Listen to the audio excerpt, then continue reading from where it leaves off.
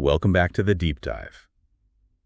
Our mission here is always to grab a stack of, well, often challenging sources, really dig into them, and pull out the key stuff, the essential knowledge you need to get up to speed, maybe with a few unexpected things along the way. And today, we're really plunging into some fascinating, dense material. We've got excerpts from J. Daniel Gunther's book, The Angel and the Abyss. Okay, The Angel and the Abyss. Right. And this book, it's presented as part of a bigger series, The Inward Journey.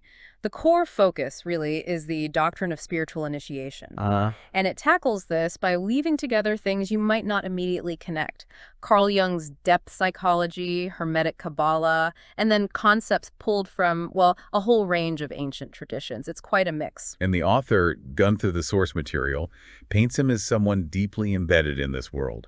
It mentions over 30 years of direct experience, both studying and teaching within the Aimer. Yeah, he's described as a foremost authority on Thelema, especially on the specific blend of magic and mysticism taught in that system. And he's also noted as being on the editorial board of the Equinox, which sort of signals he's right in the thick of this tradition, institutionally speaking. Exactly. So our goal for this deep dive, using only the source excerpts we have in front of us, is to really try and unpack this complex stuff. Yeah. We want to pull out the key insights, get a handle on the core ideas Gunther presents about initiation, about this figure of the holy guardian angel, and what it actually means to cross the abyss. We're essentially using this text as our only map for this particular spiritual landscape. Okay, let's dive in then. Let's unpack this. So, to get our bearings, to understand the foundation Gunther's building on, we really need to start with the psychological framework he uses. Yeah. And that's deeply rooted in Carl Jung's depth psychology. Absolutely. The source material we have really flags two key concepts from Jung as being central here: the collective unconscious and something called the transcendent function. Okay, let's take the collective unconscious first. What's the gist of that? Well, think of it like an inherited reservoir. It's filled with universal symbols, archetypal patterns, things shared by all of humanity across time and culture. So it's different from my personal memories or stuff I've repressed. Exactly. That's the personal unconscious. The collective unconscious is deeper, more fundamental. It holds these basic structures, these images common to the whole species. And you can see that in Gunther's approach. You really can.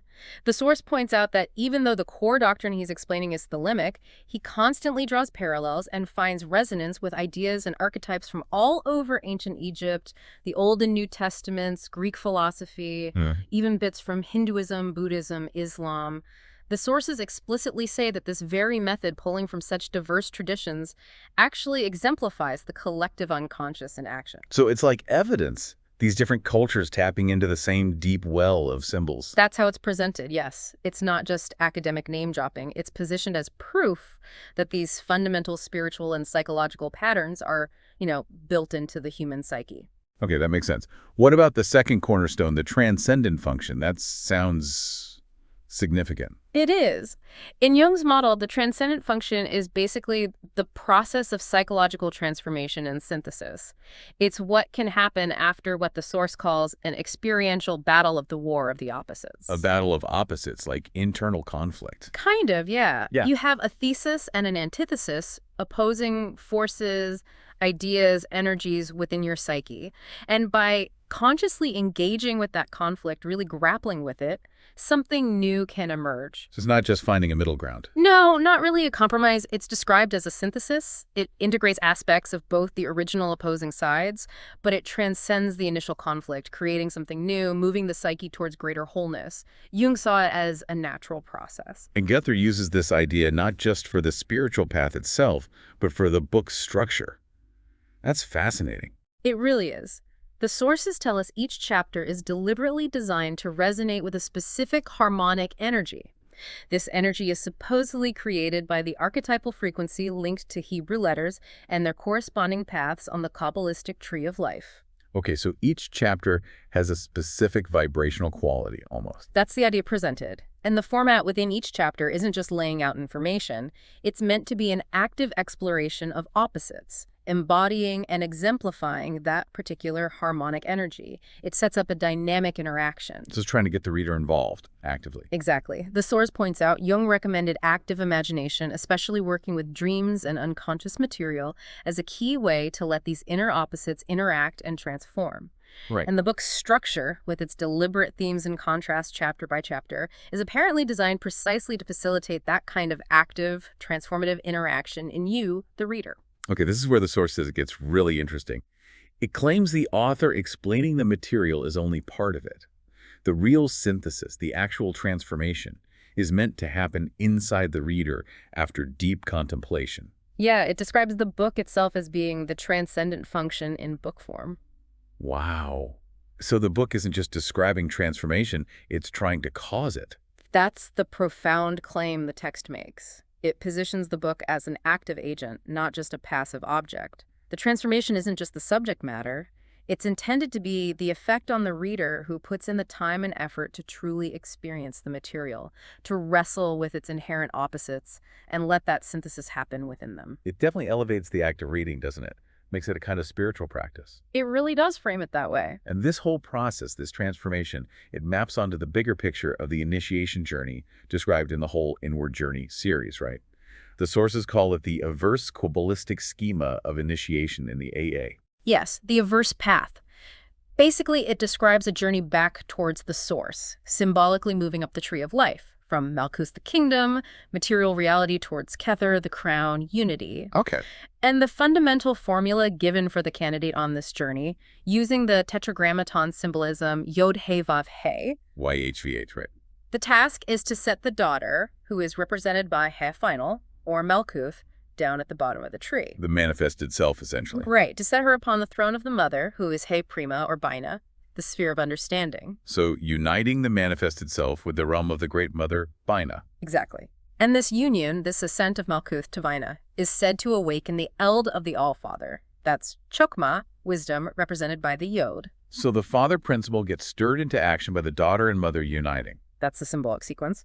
And then the ultimate step is the reunion of the Yod, All-Father Chokmah, and the He Prima, All-Mother Baina, forming one perfect unity in Kether. And Kether is described as none, nothingness. Precisely. The source notes, Gunther specifically terms this ultimate attainment null aversion, a condition of absolute nothingness, non-dual unity beyond any concept. Wow. So this whole sequence, daughter ascends to mother, awakens father, father and mother reunite in Kether as none. That's presented as the core map, the basic exposition of the entire Inward Journey series. It's the fundamental path of return. Okay, so with that framework, the Jungian ideas and the overall map of the journey, what specific stages does the angel in the abyss zoom in on? This particular book picks up the journey with the work done by the junior and senior adepti, but then it really goes into deep detail on these two pivotal, very intense stages, the Babe of the Abyss and the Magister. And the sources stress that this work is understood through the lens of the new Aeon, the Aeon of Horus. How does that differ from the previous Aeon of Osiris? This is a really crucial distinction the book hammers home. In the old Aeon, the Aeon of Osiris, the initiation ordeal was often framed as, well, catastrophic death, passive suffering, and then maybe resurrection. Like a victim's journey. Kind of. The source mentions texts like Libertau, where the ordeal for a specific grade, the Adeptus Minor, 5 degrees, 6 degrees, directly corresponds to death. But the new Aeon, the Aeon of Horus, flips the script. The central theme of initiation isn't passive death anymore. It's described as a wedding. A wedding? Yes, specifically the Heros Gamos, the sacred marriage or union of the aspirant with the bridegroom, who is identified as the holy guardian angel. So active union instead of passive suffering. Exactly. The candidate in this new Aeon isn't seen as a victim of fate or external forces. They are an active participant in what the source calls a self-chosen and self-slain death. Self-chosen and self-slain. So you're doing it to yourself deliberately. That's the concept. It's not being killed by something outside. It's a conscious annihilation of the false self, a dying to your limitations, which then allows for a new birth. And the source explicitly links this doctrine, the self-slain death leading to birth, to the Thelemic identification of Abiegnes, the symbolic sacred mountain of the Adept, with the city of the pyramids, which represents the state after crossing the abyss. This shift, seeing initiation as an active wedding, a willed transformation rather than a passive death, is absolutely core to the book's message. And the title, The Angel in the Abyss, obviously points to the main events. It really focuses on two massive attainments in the AGA system. The knowledge and conversation of the Holy Guardian Angel. Often just called K and C of HGA. Right. And the crossing of the abyss. Yes, those two are the absolute heart of this book. And the source material makes a point of saying that both of these concepts, the angel and the abyss crossing, are often really misunderstood, misrepresented, especially in, popular online discussions, reduced to simplistic ideas. So Gunther's aiming for clarity. Clarity, precision, and the source uses the word frankness, bringing a direct, maybe even stark perspective to these very complex, often obscured subjects. The book apparently also touches on related things like the broader Hieros Gamos context, the sleep of Siloam, and confronting what it calls the four great princes of evil psychological forces linked to spheres below the abyss. Okay, let's tackle the first big one then. The Holy Guardian Angel, who's called the bridegroom in this new eon setup. How is the HGA actually defined here, according to the source? The definition comes from an earlier text Gunther wrote. Initiation in the eon of the child, which he reiterates here. It's defined very specifically as a transpersonal entity who serves as the true spiritual instructor for an aspirant. Transpersonal entity. Okay. And the source immediately says other common terms are wrong, like higher self. Yeah, it says terms like the higher divine self or the higher genius are considered incorrect or at least unsatisfactory. Why? What's the big deal about transpersonal? Why is higher self not quite right in this view? The key is that word transpersonal. It literally means beyond the personal. The angel is described as being completely distinct from your personal consciousness, your ego, even your personal unconscious baggage. So it's not just a better version of me. Exactly. It's not presented as just an elevated or perfected part of you, the limited personality you experience day to day. It's described as an entity with its own objective reality, separate from your personal self, even though it's intimately tied to your true core essence. That's a huge distinction. It's fundamental to Gunther's presentation. The HGA isn't just a psychological construct or an ideal you project. It's portrayed as a distinct being. This challenges a lot of popular New Age ideas about the higher self. Is this idea of a personal spiritual guide totally unique to this system, though? Oh, not at all. The source material really emphasizes that this archetype, the holy guardian angel figure, shows up all over the place, under different names across history and cultures. It seems to be a deep-seated part of the human quest for meaning or connection to something higher. Like Plato's demon. Exactly. Plato talked a lot about having a spiritual guide that helped him daily. He called it a daimon, a demon. Which is funny because demon became demon in English with totally negative vibes. Right. It's a classic example of semantic shift. In later Judeo-Christian thought, daimon got translated and interpreted as demon, meaning an evil spirit.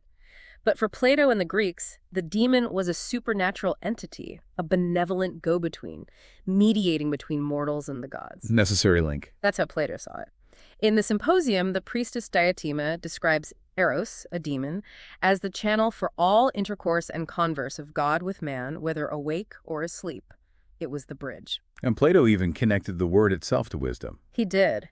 In the Cratylus, he suggests the word daigonos comes from daimonis, meaning knowledgeable or wise. So for him, the demon was explicitly a wise guide.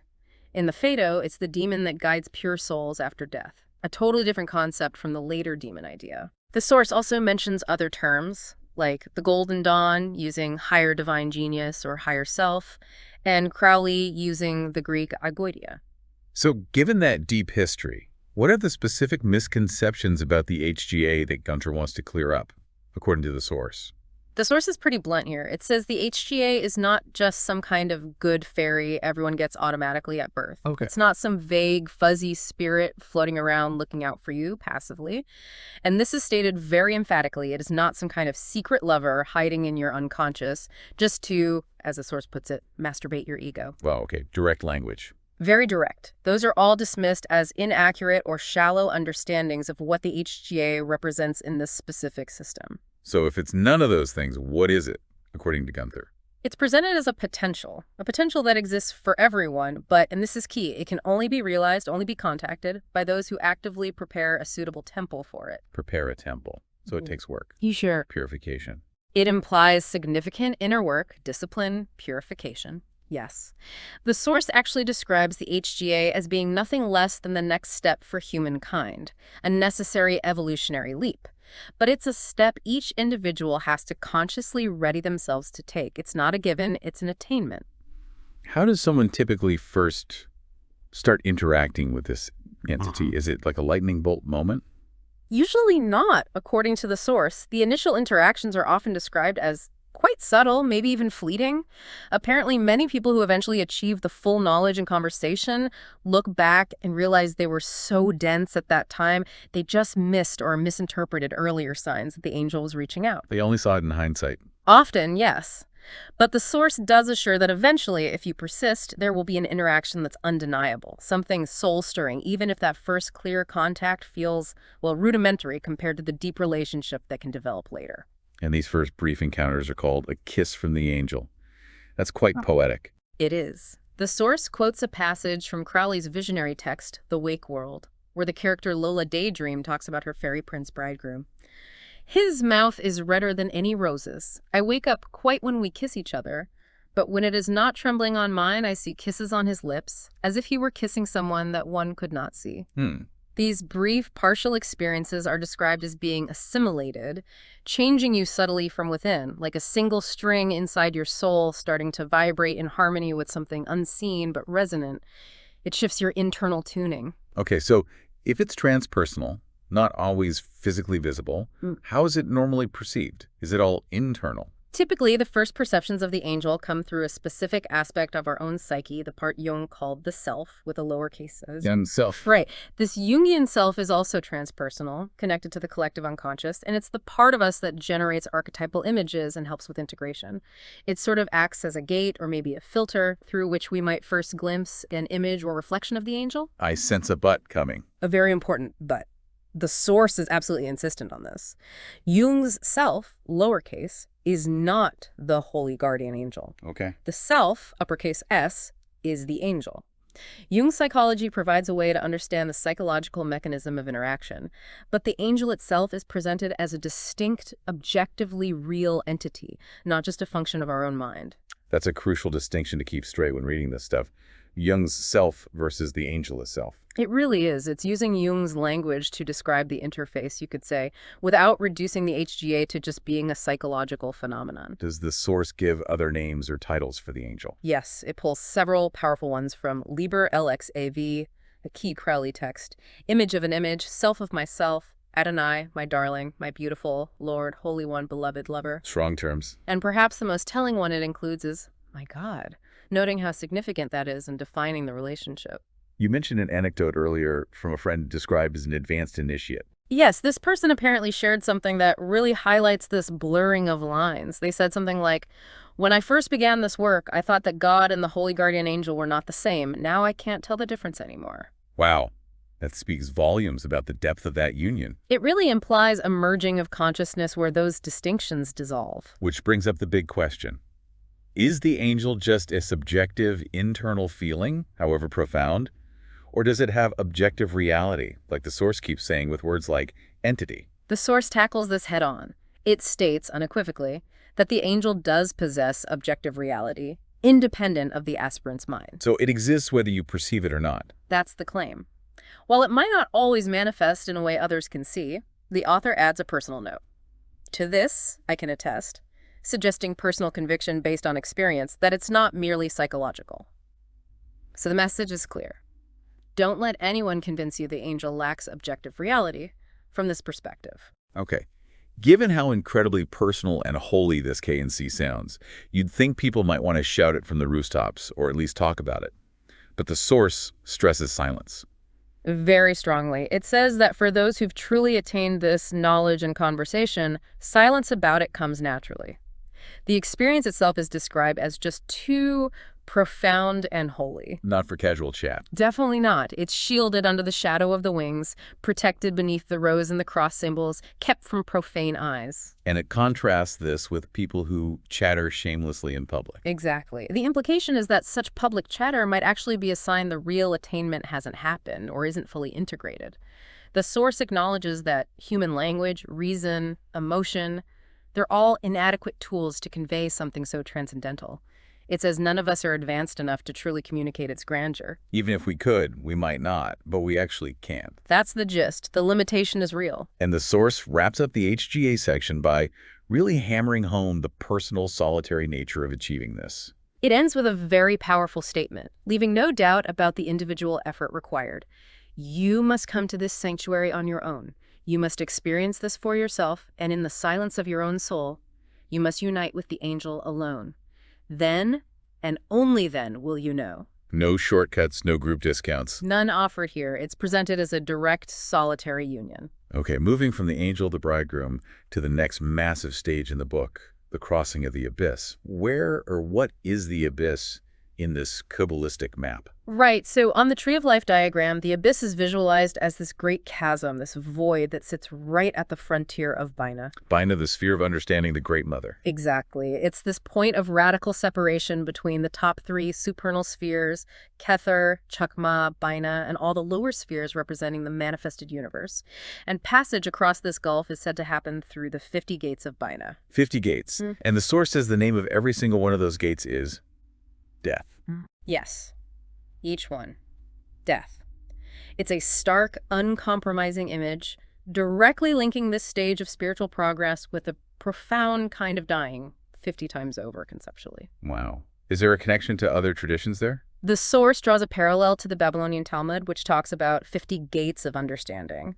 All but the very last one were supposedly revealed to Moses, with that final gate remaining solely in the divine realm.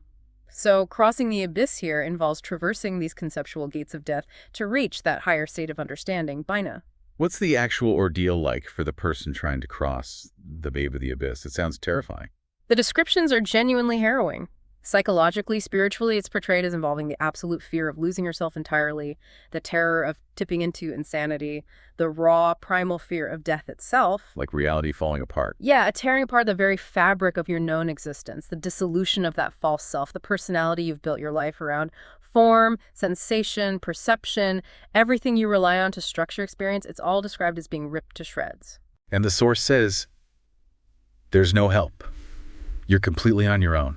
That's a crucial, maybe terrifying point the source stresses. Yeah. It says there is no help or hope to be found anywhere outside yourself or even in your previous strengths developed below the abyss. The only way through is to strip away every last unconscious tendency, every attachment to who you were, and utterly surrender to the night of the abyss. It's absolute letting go. A total surrender. And this is where the relationship with the Holy Guardian Angel undergoes a radical shift from the earlier stages. How does it shift? The angel helps you cross, right? No, that's the shocking part. While the HGA walked beside the aspirant during earlier initiations, guiding and shielding right at the edge of the abyss, the source says, the Holy Guardian Angel lets go of your hand. Let's go. Abandons you. Doesn't accompany you into the void. Instead, the angel actually becomes the personification of the black cross of death. It's the angel shadow that covers the babe in this bleak, seemingly godless darkness. This apparent abandonment, this transformation of the guide into the face of death at the most critical moment, is an essential part of the ordeal. That is profoundly disturbing. The guide becomes the symbol of annihilation. It's meant to be profoundly challenging. The source even quotes that line, my God, why hast thou forsaken me?" capturing that feeling of utter desolation at the brink of nothingness. And the source explains this is a struggle against our deepest instincts. Yes, it says the urge to fight for consciousness, to cling to the self we know, is incredibly ancient, tied to our evolution out of primal unconsciousness. The struggle needed to open that final gate of Baina to cross the abyss is precisely a struggle against this fundamental human tendency to hang on to the self. And failing to let go is what designs the Black Brothers in this system. Exactly. It's this deep existential fear of annihilation that grips them. It stops them from giving their all, from surrendering completely. They hold on to some shred of the false self, keeping themselves from the hand of the angel of death. And the tragedy, the source points out, is that they don't realize this terrifying angel of death is the bridegroom, the very same angel who embraced them in the light of Tifrith earlier. Their failure is the inability to embrace death as the beloved. Is there a symbolic link mentioned to the counting of the Omer? Yes. The source notes that connection.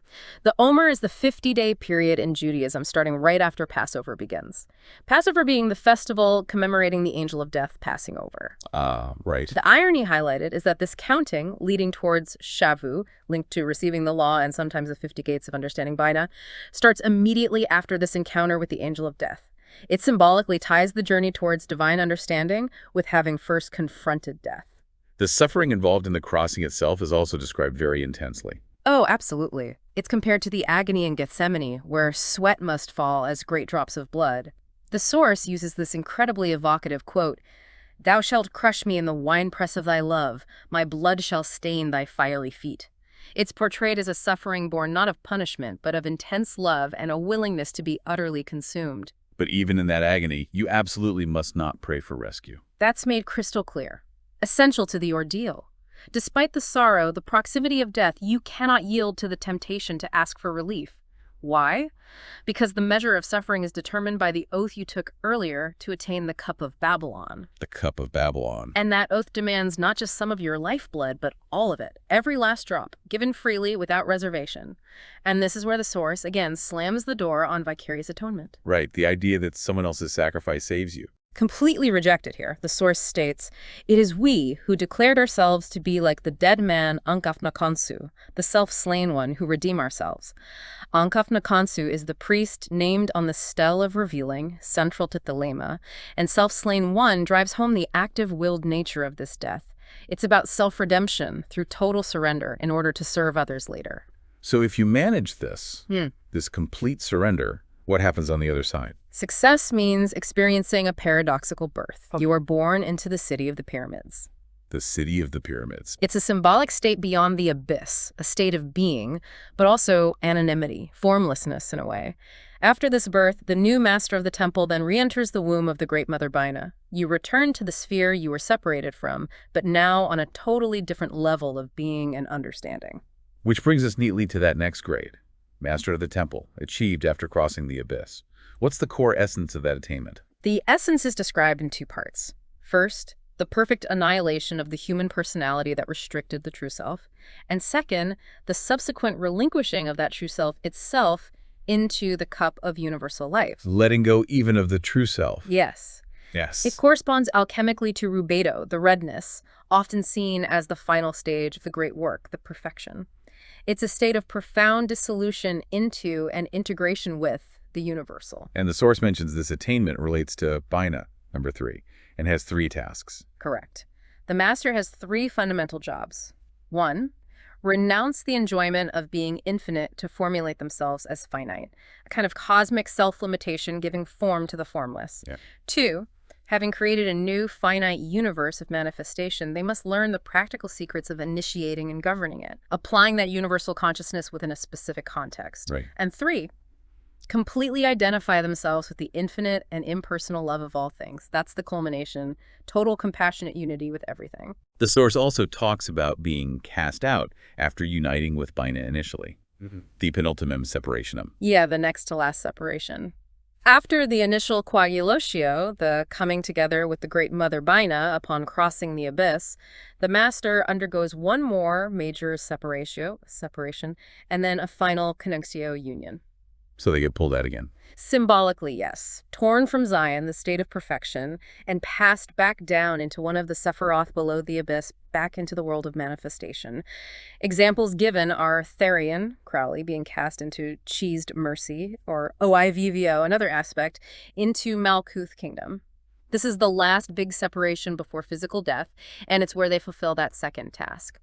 Governing their new universe, working within a specific sphere of life. And the third task, infinite love, leads to the final union. Exactly. That identification with infinite love is the path to the last connectio, described as union with the All-Father Chaos, a return to the ultimate source, completing the Kabbalistic cycle. You mentioned the Cup of Babylon again. It's the insignia of the Master of the Temple. Yes, a really central symbol. It represents all the saints, those who've made this journey, pouring the very last drop of their lifeblood, their individual essence, into her cup. Total relinquishment. Complete annihilation of the personal self, surrender of the true self. They become, symbolically, nameless pyramids of dust in the city of night. Their tomb is empty of name and form because they've given all. And the source connects this to the hangman imagery again. The water of the Great Sea isn't just water, it's the blood, the water of life poured out. This ties back to that idea of a new covenant you mentioned earlier. Absolutely. The source talks about a new covenant of the open way for this eon of the child. It contrasts it sharply with Old Testament covenants, Abrahamic, Mosaic, which involved cutting flesh, Karet Barrett, or were based on earthly bloodlines, like the Davidic covenant used for messianic claims. So this new covenant isn't about cutting flesh or lineage. No. As presented here, it's based on a right of blood, sacred to Horus. It's about freely giving every drop of your own lifeblood, your essence, into her cup without reserve. And this, once again, reinforces the total rejection of vicarious atonement. Can't rely on someone else's blood. Got it. Self-redemption through total self-sacrifice is the only way described here, echoing Ankafna Khonsu, the self-slain one. Okay, let's shift perspective a bit. The book seems to constantly circle back to certain powerful motifs, these recurring archetypes, like turning an idea over and seeing it glint in different lights. One that comes up again and again is inversion. Yes, topsy-turvy, upside down. It appears in some fascinating places. The source mentions ancient Egyptian funerary spells where walking upside down or consuming excrement were seen as truly terrible fates in the afterlife. The opposite of Mut, cosmic order. There was nothing positive or paradoxical about that kind of inversion for them. It was just chaos. Other cultures had similar ideas. The source mentions the Lubara people of the Congo Basin, who had legends of upside-down people, or witches. These figures supposedly walked on their hands and did everything backwards, a living embodiment of opposition, the unnatural. And Plato used inversion symbolically, too. Right. His idea of homo est inverso arbor, man is an inverted tree. He suggested someone disconnected from their daemon is like a tree rooted downwards, focused only on earthly things. Knowing the demon corrects this, directing the root in the head upwards towards the divine. Eliphas Levi linked this to the pentagram symbol. He did. Interpreting Agrippa's diagram, Levi saw the pentagram point up as the savior, point down, or 2 points up, forming a goat's head, as Satan. A human figure head downwards meant disorder, madness, leading to his famous line, Daemon est Deus inversus, the devil is God inverted. And the prime tarot example is Trump the 12th, the Hanged Man. Absolutely. The Hanged Man is presented as a core archetype of inversion. The card itself embodies paradoxia, holding contradictory elements, sacrifice ascesis, suffer enlightenment, in equal value. Early interpretations might have seen it as punishment, but the image suggests something more like voluntary suspension, a radical shift in perspective. The source even notes some thought it was just printed wrong initially. And the connection to St. Peter being crucified upside down. The source highlights this historical account, Peter supposedly requesting upside-down crucifixion out of humility. It notes the striking visual similarity to the Hanged Man and finds it odd this connection wasn't made explicitly for centuries, as it's such a potent image of willed inversion and oppositorum. So, the Hanged Man, the averse path itself, the Great Return, they all seem to embody this Kabbalistic inversion schema. They're deeply interwoven. The source also points out that the trigrams linked to the Black Brothers, the wheel, the moon, the Hanged Man, symbolically show inverted polarity. They're described as yang over yin, or will under love, leading to what's called dog consciousness, subservience, versus God consciousness, will guided by love. Another motif that seems everywhere in the source material is dismemberment. Yes, that crops up repeatedly. In the ancient Aeon of Isis, matriarchal, it's linked to human sacrifice for the terrible mother archetype dismemberment as a way to appease or maintain her power. Biblical examples, too. Ezekiel's vision of the Valley of Dry Bones is a powerful one, symbolizing Israel's dispersal and death, but also the promise of being remembered, put back together. And in alchemy. Very common. Alchemists like Flood and Mayer used images of cutting the philosophical egg or slaying the dragon, representing the necessary breaking down solve of the initial substance before it can be perfected and reformed, Qabalah. Jung analyzed this theme extensively. And the source makes a really pointed critique about dismemberment in Christianity. This is a significant argument presented. It notes the Passover lamb rule. Neither shall ye break a bone thereof, which John's gospel applies to Jesus. However, the source argues Paul's account of the Last Supper and the resulting Christian Eucharist Mass breaks this rule. By introducing the eating of flesh and drinking of blood, Paul, according to this view, inserts a dismemberment motif directly contrary to the Paschal Lamb doctrine. So the Eucharist is seen as containing a dismemberment symbolism absent from the original Passover instruction. Exactly. The source views it as a fundamental symbolic shift, linking it more to certain Gnostic ideas about consuming the dismembered flesh of the Savior. That's a strong claim. The source also says we experience dismemberment daily. In a way, yes. The simple act of reading, it argues, is a form of dismemberment. You break down the whole text into parts, paragraphs, sentences, words, letters.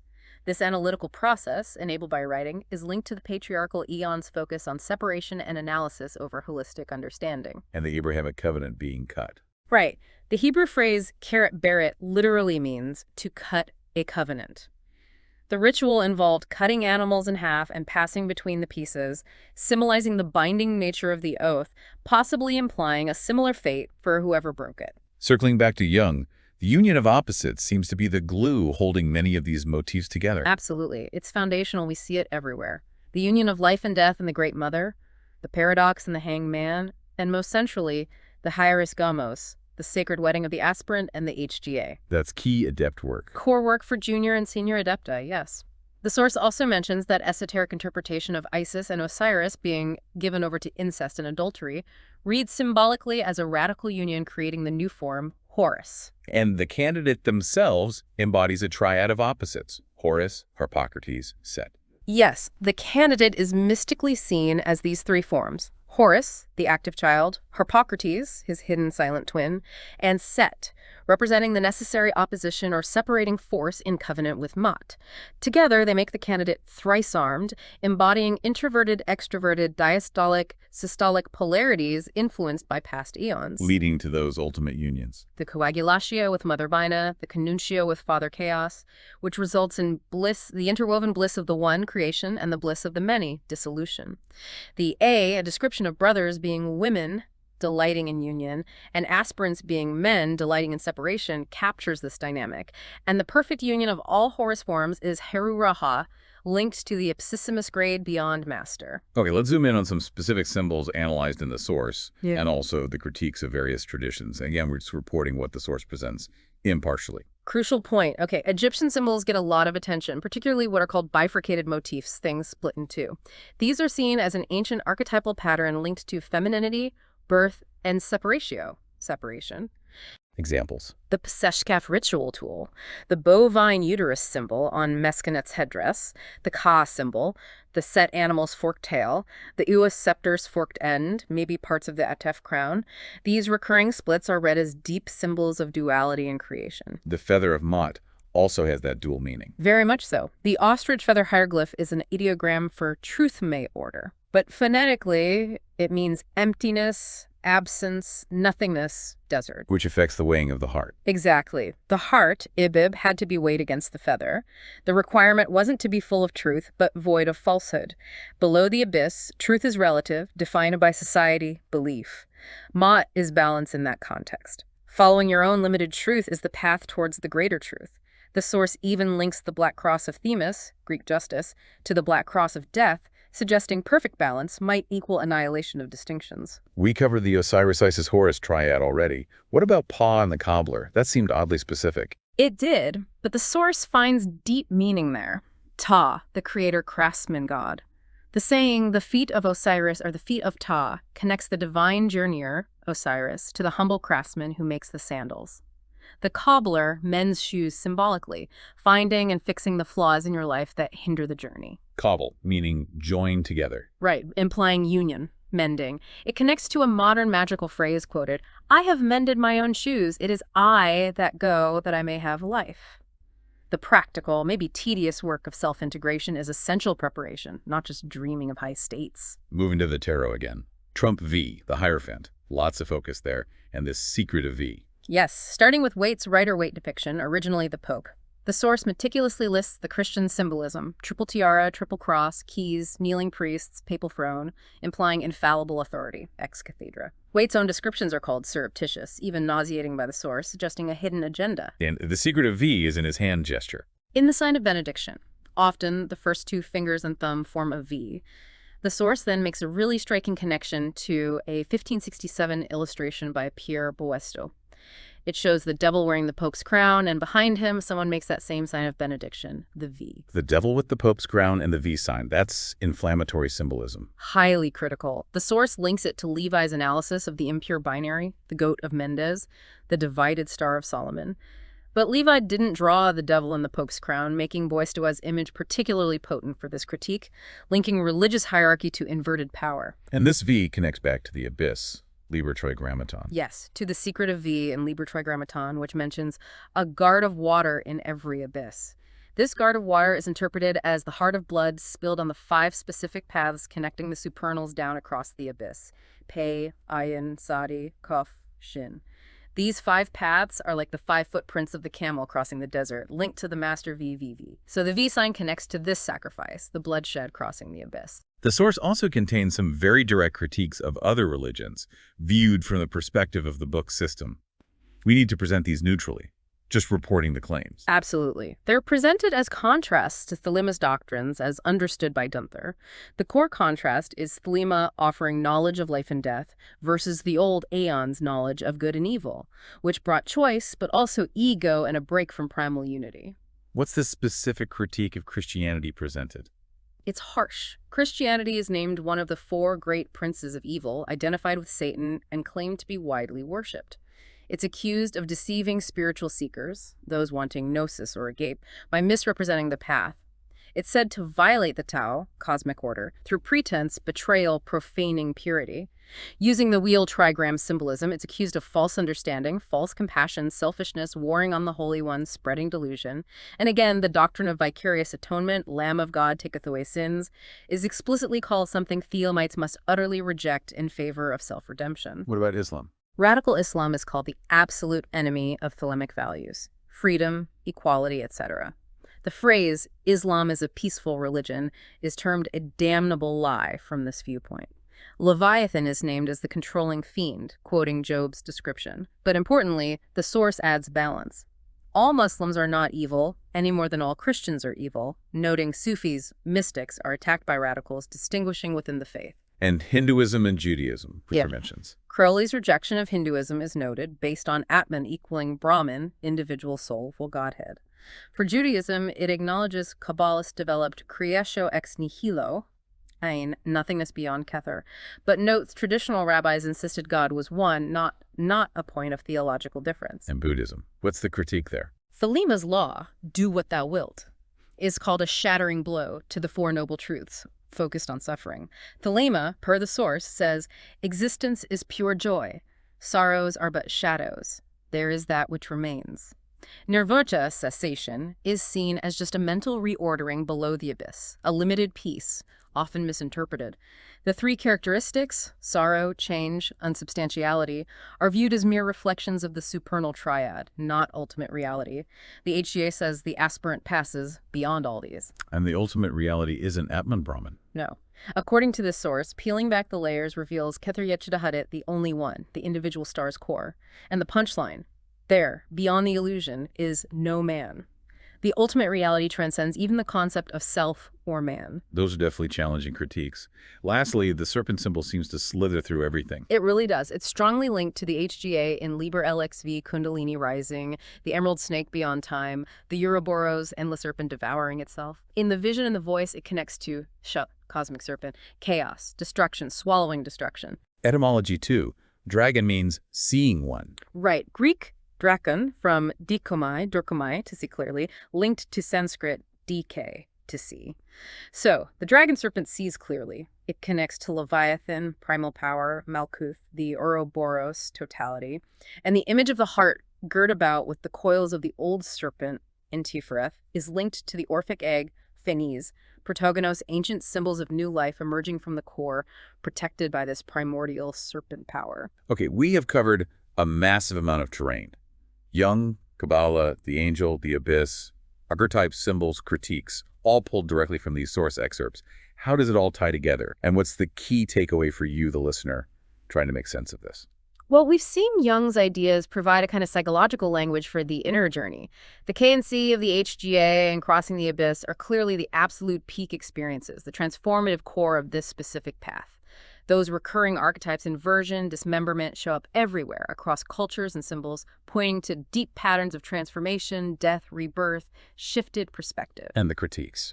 The critiques, as presented in the source, really serve to highlight what makes Thelema distinct in this interpretation: its focus on self-redemption, its view of ultimate reality. And the Master of the Temple grade is where all these experiences and insights are consolidated. So why should you, listening now, care about this, especially if you're not practicing this specific system? Because this material, challenging as it is, offers a really unique and integrated map of spiritual transformation. It weaves together psychology, mythology, esoteric traditions in a specific way. Understanding these concepts, even just intellectually, can seriously illuminate symbols and ideas you'll encounter in all sorts of places: other spiritual paths, psychology, history, literature, art. It's frankly a shortcut to being informed about this particular, often quite obscure subject matter. It presents a coherent, if complex, worldview. Is there a practical application, even outside the formal AA structure? I think so. While the highest grades described demand huge commitment and specific practices, the underlying principles are pretty universal. Things like facing your inner opposites to find integration, searching for truth beyond the surface, understanding how archetypes shape us, questioning the nature of your own self. These apply anywhere. Exactly. Grappling with how this system maps those universal processes can give you valuable tools and insights for your own personal growth, whatever path you're on. The source also included a warning, though, a potential danger for those actually seeking initiation on this path. Yes, and it's a critical one to flag for any learner exploring these ideas seriously, especially with doctrines like each man and each woman is a star, or there is no God but man. There's a real danger highlighted: ego inflation, mistaking your personal ego for the divine. The ye shall be as God's temptation. Precisely, leading to isolation, blindness to your own flaws, psychic poverty. Understanding this pitfall that these powerful ideas can inflate the ego instead of transcending it if misunderstood is crucial for navigating this kind of territory safely. And are there practical tools mentioned for engaging directly with the system? The source mentions tarot meditation, specifically TARO, devised by Crowley, not for fortune-telling, but as a way to internalize the tree of life and its correspondences. It's presented as a way to potentially qualify for higher grades, like Master of the Temple, by mentally revolving the wheel of symbols, seeing how they connect and perceiving that will. An active way to experience the system's structure. So we've really gone deep today, tracing the contours of Gunther's The Angel in the Abyss, based solely on the excerpts we had. From Jung and Qabalah, through the angel and the terrifying abyss, exploring those powerful archetypes, symbols, and the specific critiques offered from this viewpoint. It's definitely dense, complex, and gives you a lot to think about. We hope this deep dive has shed some light on the core concepts presented in these particular sources. And to leave you with a final thought from the text, something to mull over about the personal nature of this quest. You must come to this sanctuary on your own. You must experience this for yourself, and in the silence of your own soul. In that holy of holies where man meets God face to face, you must unite with the angel alone and hear the voice of the silence for yourself. Then, and only then, will you know. Thank you for joining us on this deep dive. We'll be back soon with another exploration.